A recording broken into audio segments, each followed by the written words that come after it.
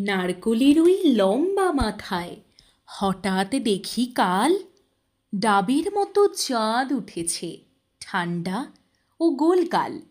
ছিটকিনিটা আস্তে খুলে পেরিয়ে গেলাম ঘর। ঝিম ধরা এই মস্ত শহর কাঁপছিল থর থর।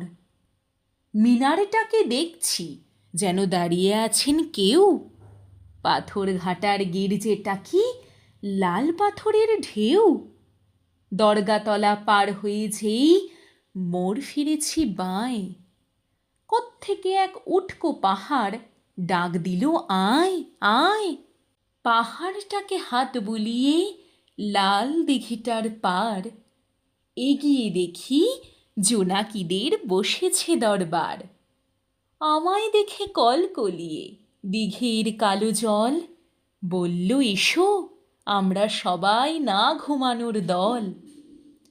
পকেট থেকে খোলো তোমার পদ্মলেখার ভাঁজ, রক্ত জবার ঝোপের কাছে কাব্য হবে আজ।